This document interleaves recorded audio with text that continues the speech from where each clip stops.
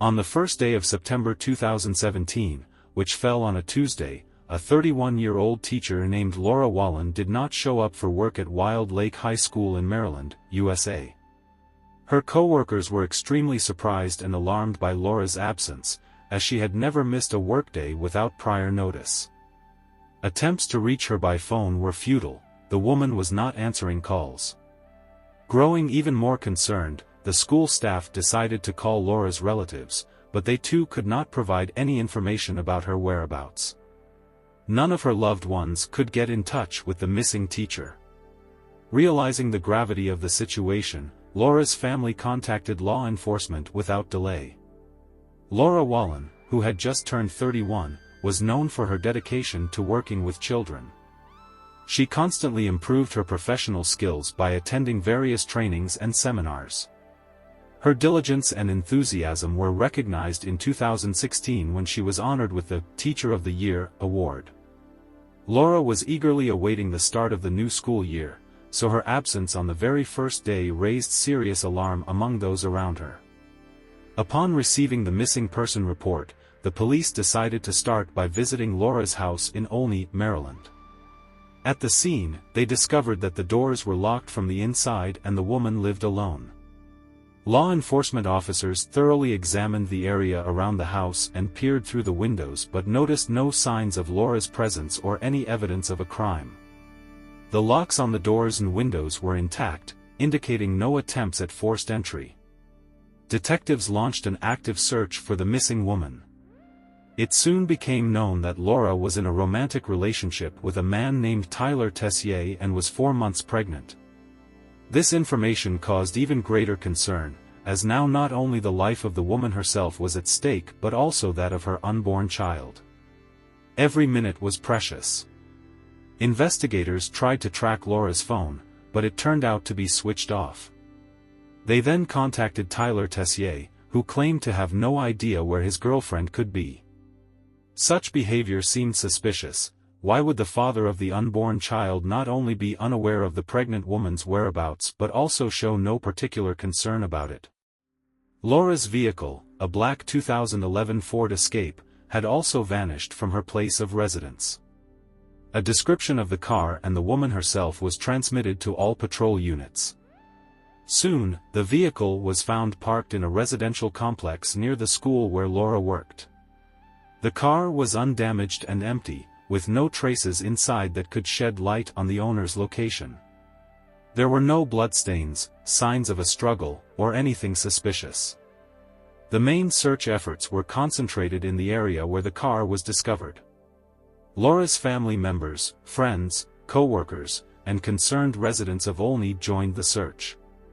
People distributed flyers with Laura's photo and description and posted missing person announcements.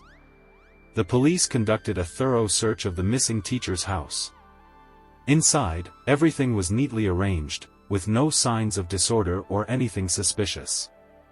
Investigators tried to reconstruct the timeline of events leading up to Laura Wallen's disappearance. The last time the woman was seen alive was on September 1 during a meeting with her family. The next day, September 2, Laura informed her sister via text message that her boyfriend, Tyler, had invited her on a spontaneous trip out of town but did not specify where exactly. The last purchases made with Laura's debit card were on the evening of September 2, around 9 p.m., at a Safeway supermarket near her home. The police obtained footage from the store's surveillance cameras and saw that Laura was not alone when making the purchase. Tyler Tessier was with her. This was the last documented sighting of her whereabouts before the missing person report was filed on September 5. Thus, the time frame in which the unknown events occurred spanned from September 2 to September 5. And Tyler was the last person to see Laura alive. The parents of the missing teacher and her partner, Tyler, participated in a televised press conference. They appealed to anyone with any information about Laura's possible whereabouts to contact the police. The relatives also announced a $25,000 reward for information that would help find the woman. Notably, Tyler Tessier himself did not join this event and generally showed no concern for the fate of his girlfriend.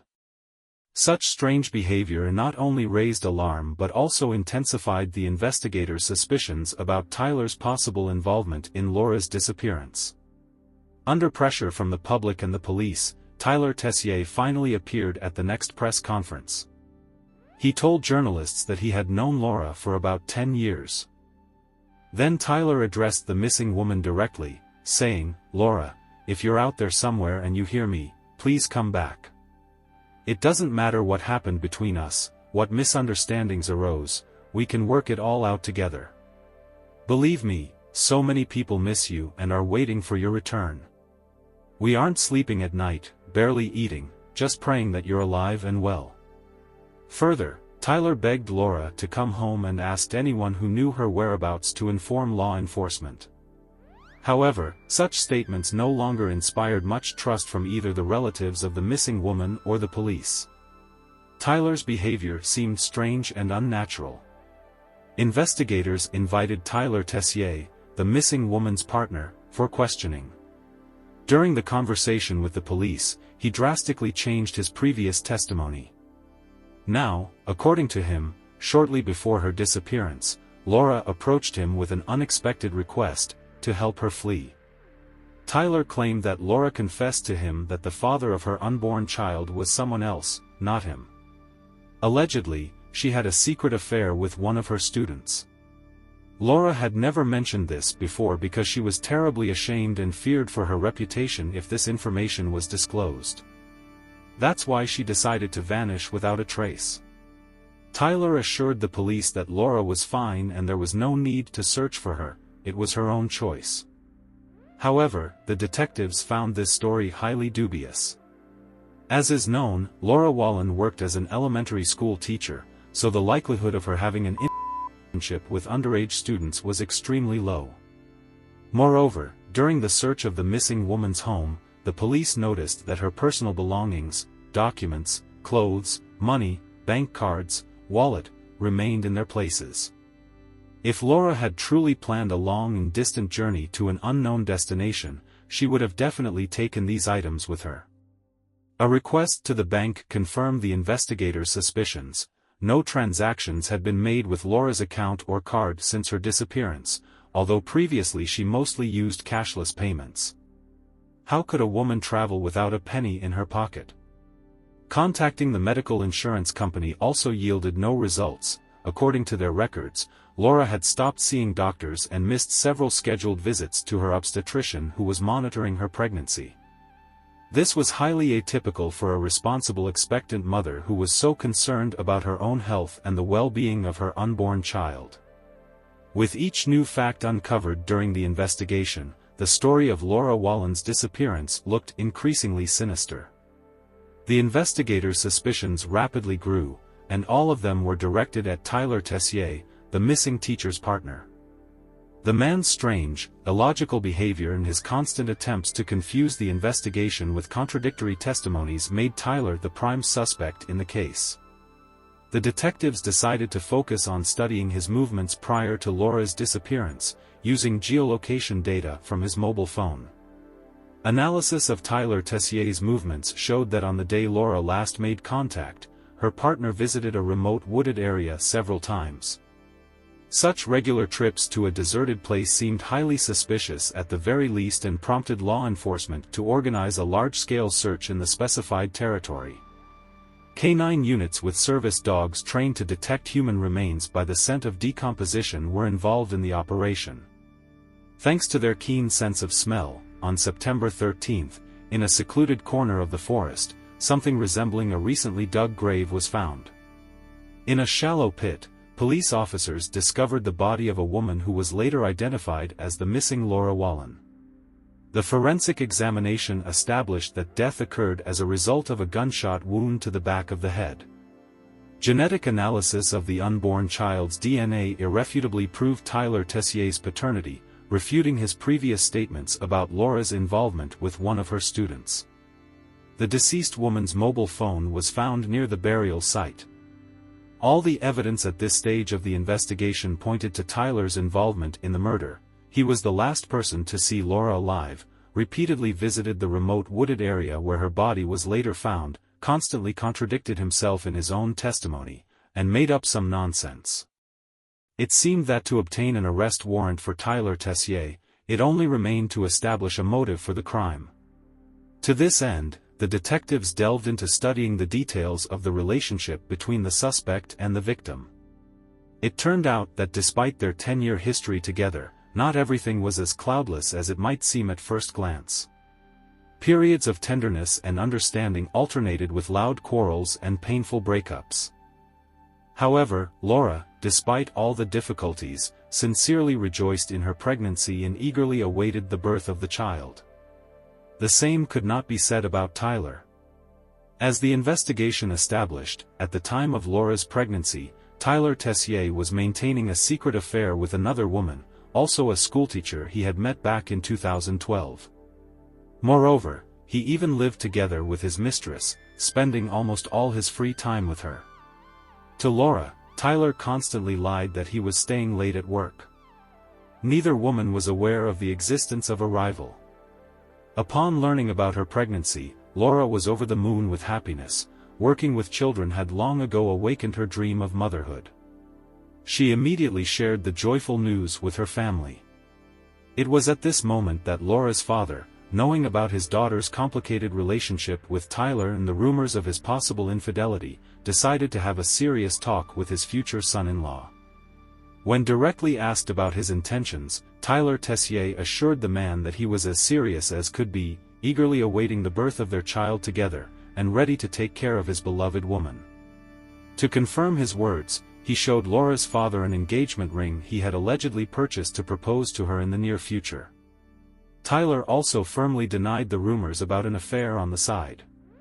However, as the investigation managed to find out, the very same ring Tyler had shown to the victim's family, he ironically ended up giving to a completely different woman.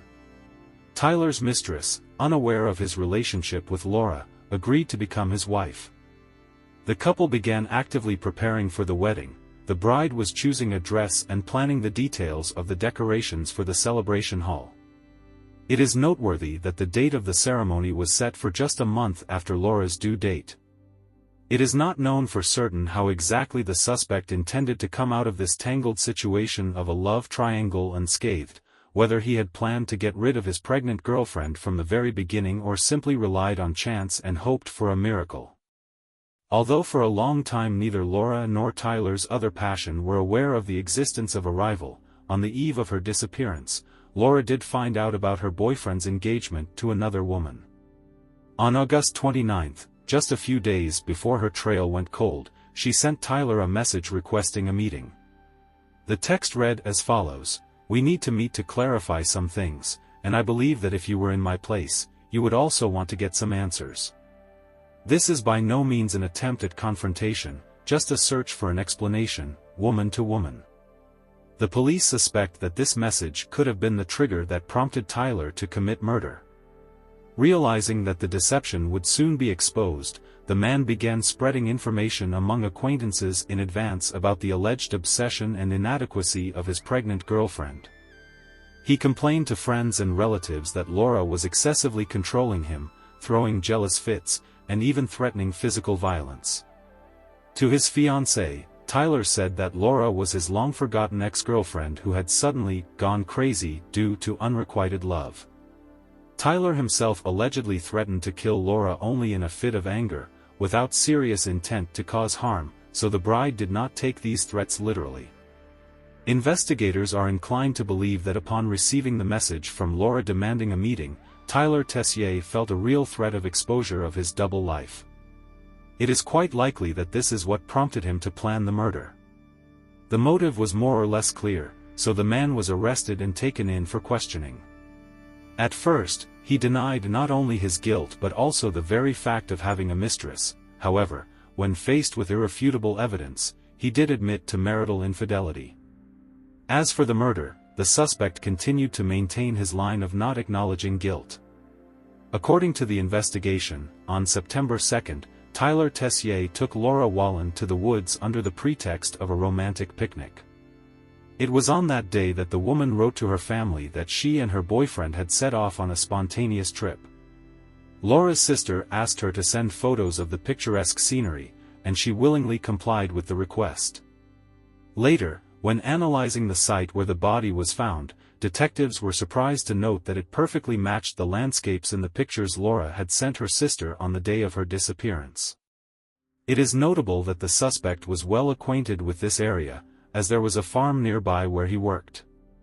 According to Tyler, he even planned to purchase a plot of land here and build a cozy house for their future family. Laura was delighted with such prospects and immediately shared the joyful news with her sister. The next day, September 3rd, Tyler again took Laura to the woods, allegedly to once more examine the coveted land plot. The trusting woman had no idea that she was heading towards her own death. When she turned away for a moment, her treacherous lover cold-bloodedly shot her in the back of the head, not even daring to look his victim in the eyes. On the same day, late in the evening, Tyler contacted a friend and asked to pick him up from the residential complex where Laura's car had been found and give him a ride to Baltimore. The friend refused, citing the late hour and the inappropriateness of the trip. In response, Tyler dropped a cryptic phrase, "Maybe you're right. I'm just trying to bring order to my life." At the end of the conversation, he insistently asked his friend not to disclose the details of their talk to anyone.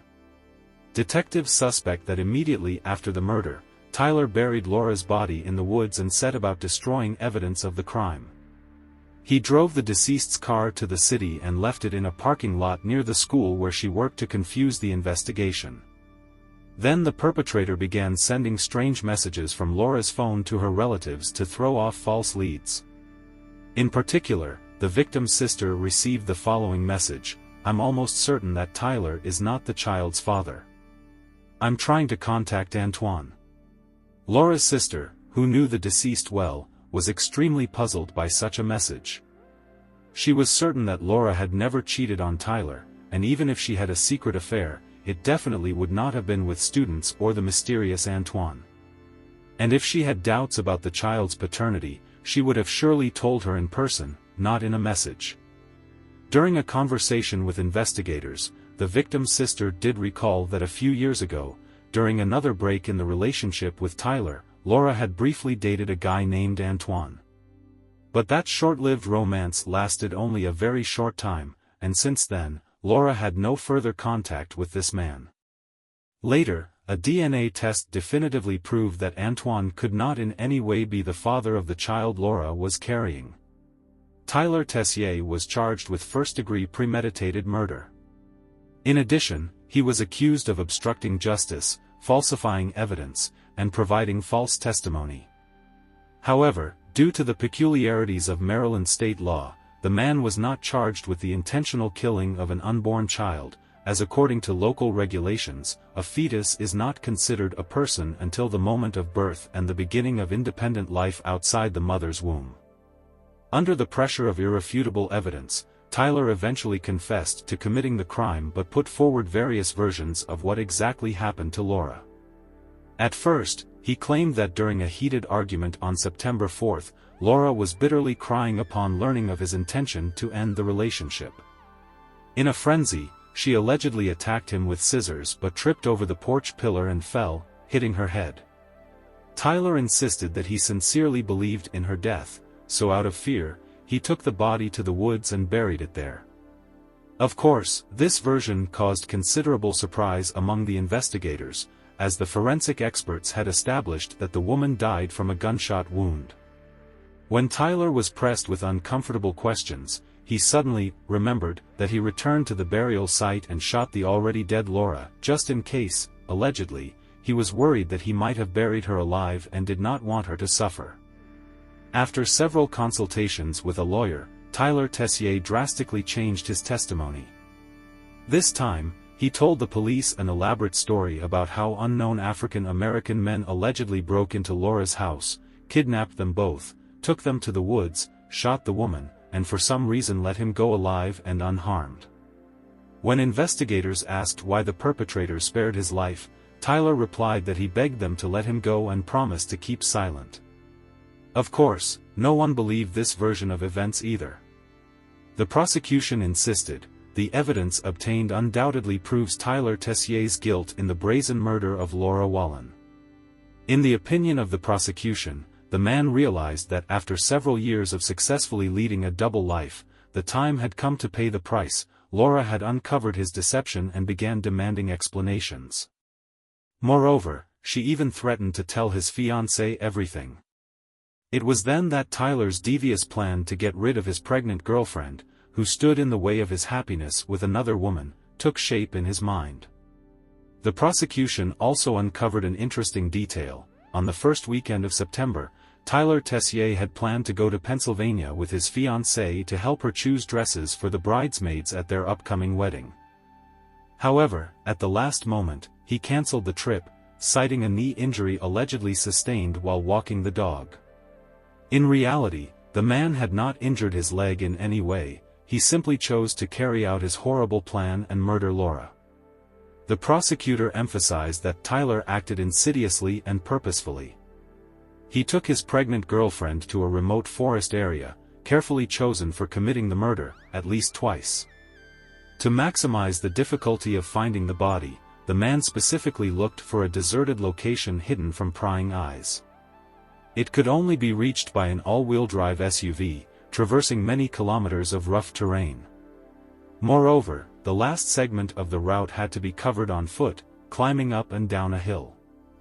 Laura, being 4 months pregnant, twice overcame this challenging journey, not even suspecting that she was walking into a trap from which there would be no return.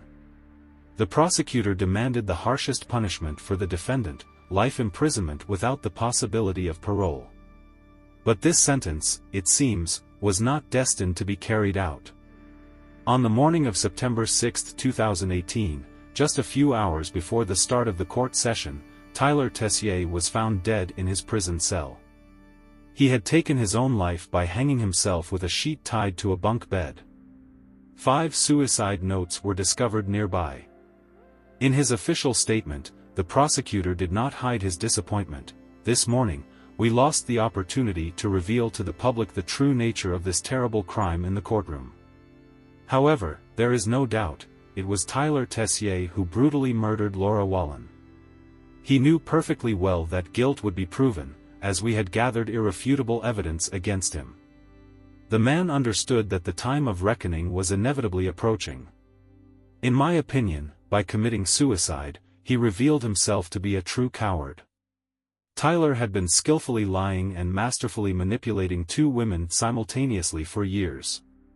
Deception was as natural and necessary for him as breathing. Despite the tragic finale of the story, the relatives of the deceased Laura were able to find peace of mind. They told journalists that they were satisfied with Tyler's decision to take his own life and consider it the final act of justice in this chilling drama. Thank you for watching this story. Write your thoughts about it in the comments. Don't miss the future videos, subscribe and like the channel. Take care of yourself and people you love.